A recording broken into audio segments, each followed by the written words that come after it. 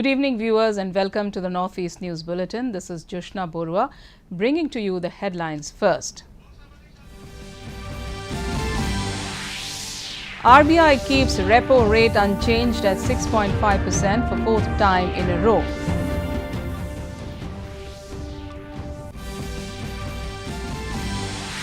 Iranian human rights activist Nargiz Mohammadi awarded Nobel Peace Prize 2023 for her fight against oppression of women. Government forms interministerial central team to assess damages caused during Sikkim flash floods. Chief Minister visits disaster-affected areas. Manipur Chief Minister inaugurates Institute of Driving Training and Research, attends groundbreaking ceremony of Lumphilpat water body project. And India's medal rush continues at Hangzhou Asian Games, stands fourth in medals tally with 95 medals. The Reserve Bank of India Governor Shaktikanta Das today announced that the Monetary Policy Committee has decided unanimously to keep the policy repo rate unchanged at 6.50% fourth time in a row. Consequently, the standing deposit facility rate remains at 6.25% and the marginal standing facility rate and the bank rate at 6.75%. As per the statement issued by RBI, the real GDP growth for 2023-24 is projected at 6.5%, with Q2 at 6.5%, Q3 at 6.0% and Q4 at 5.7%. The outlook, it decided unanimously to keep the policy repo rate unchanged at 6.5%. Consequently, the standing deposit facility rate remains at 6.25% and the marginal standing facility, that is MSF rate, and bank rate at 6.7%. The MPC also decided by a majority of 5 out of 6 members. The Nobel Peace Prize 2023 has been awarded to Iranian human rights activist Nargiz Mohammadi for her fight against oppression of women and her fight to promote human rights and freedom for all. She remains in jail as she becomes the 19th woman to win the Nobel Peace Prize. She is among the leading human rights activists in Iran. Mohammadi has been arrested 13 times, convicted 5 times, and sentenced to a total of 31 years in prison and 154 lashes. Sentence which he is serving. We and other parts of the UN human rights system have repeatedly called for her release. I think it's in Sikkim, the search for the missing Indian Army soldiers continues with focus in the downstream areas of Teesta Barrage. Indian Army is providing assistance in terms of food, medical aid and extending communication facility to civilians and tourists stranded in North Sikkim. Meanwhile, Centre today approved the release of around Rs 45 crore disaster assistance to the flood-affected Sikkim. The amount is the central share from State Disaster Response Fund to the state for the year 2023-24.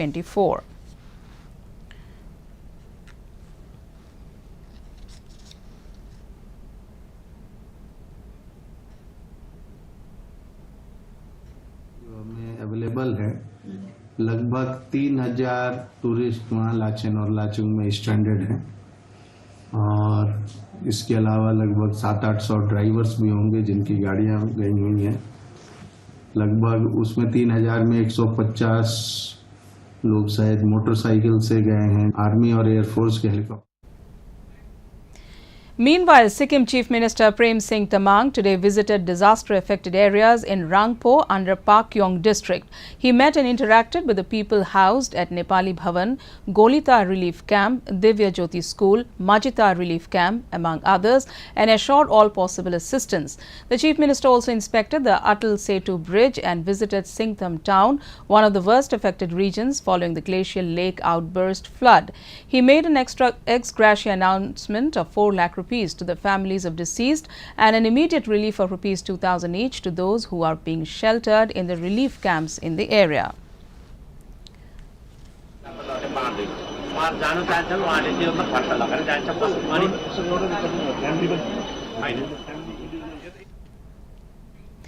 In Assam, the IMD has issued red alert for today as heavy to very heavy rainfalls are likely to occur in most parts of the state today.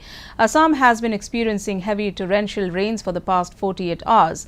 The incessant rains in the capital city of Guwahati has led to artificial flooding and waterlogging in several areas of Guwahati like Panjabari, Rukminigaon, Hatigaon, Zoo Road, Anil Nagar, Nobin Nagar, among others. Doordarshan Kendra Guwahati campus has also been flooded by the rains. People are experiencing a tough time in commuting as most of the roads are inundated.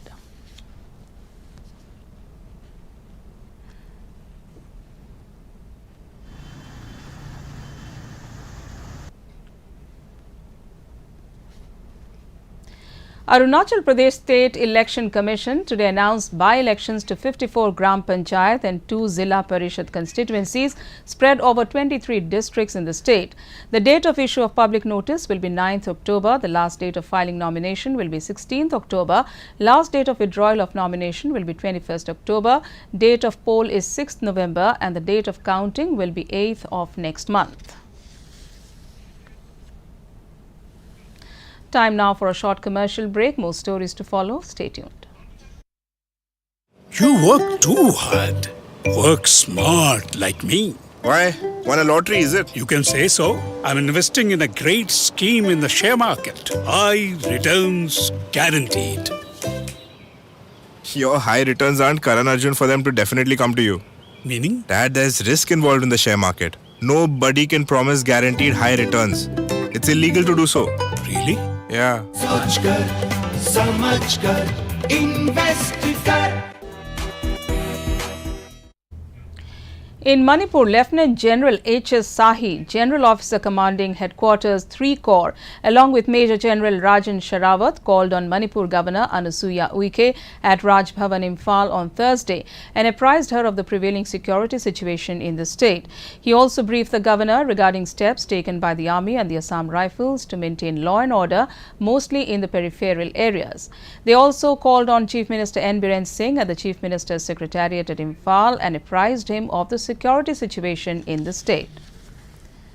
Staying with Manipur, Chief Minister N. Biren Singh today inaugurated the Institute of Driving Training and Research at Top Dusara, Imphal East. The Chief Minister said the establishment of the institute represents a crucial step in the ongoing efforts to strengthen road safety measures and promote safe driving habits among the public.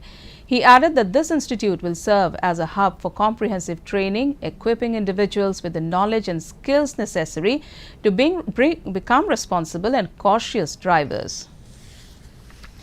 Earlier in the day, Manipur Chief Minister N. Biren Singh attended the groundbreaking ceremony of the integrated sewerage system for the city of Imphal Phase 2 at Lamphilpat.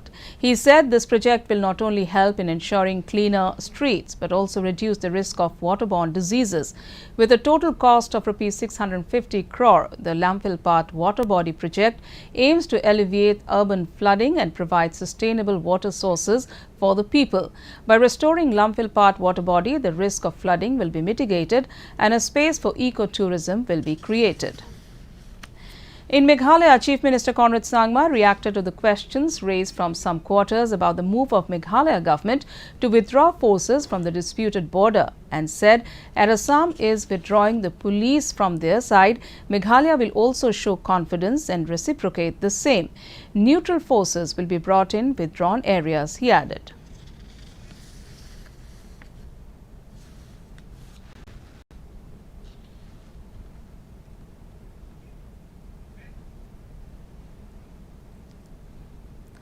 The Chief Minister of Tripura, Manik Saha, addressed the third International Buyer-Seller Meet of Agarwood products towards Rs 20 billion economy from Agarwood in the next 5 years on Thursday.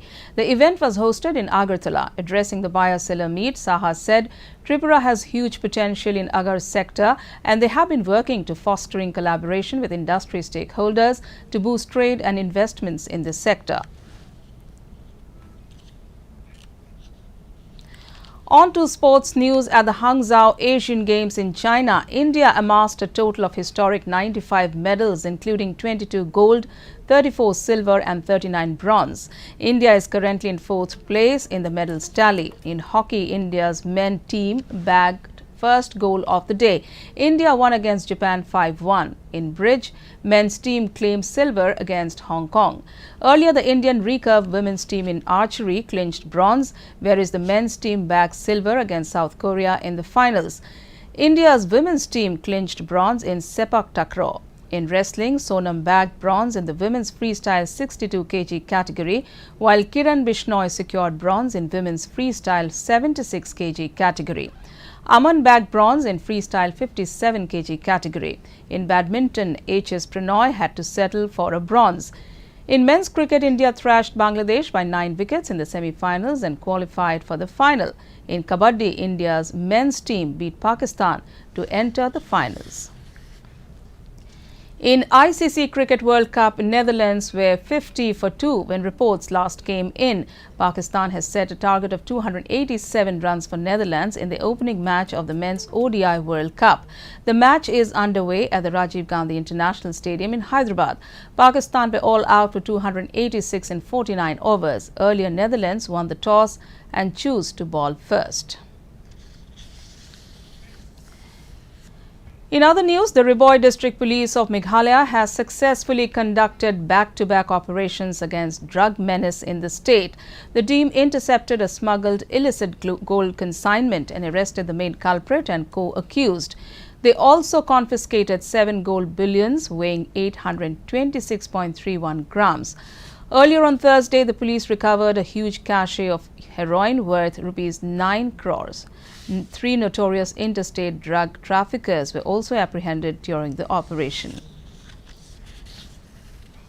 In another news from the state, Chief Minister Conrad Sangma launched the second season of Meghalaya Grassroots Music Project along with Tourism Minister Paul Lingdo in Kindaildad, Shillong. The project is a collaboration of the State Tourism Department and the Meghalayan Age. The project is slated to kick off from next week onwards and will be reaching out to every district.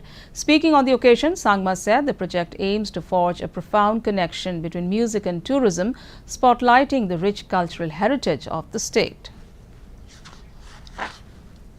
To end the news, the main points once again. RBI keeps a repo rate unchanged at 6.5% for 4th time in a row.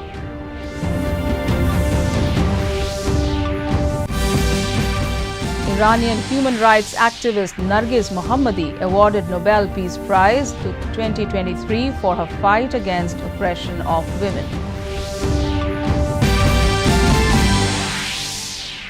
Government forms inter-ministerial central team to assess damages caused during Sikkim flash floods. Chief Minister visits disaster-affected areas. Government forms inter-ministerial central team to assess damages caused during Sikkim flash floods. Chief Minister visits disaster-affected areas. Manipur Chief Minister inaugurates Institute of Driving Training Research, attends groundbreaking ceremony of Lamphilpat water body project. And India's medal rush continues at Hangzhou. Asian Games stands 4th in medals tally with 95 medals. And that brings us to the end of this evening's bulletin. Thank you for tuning in. Namaskar.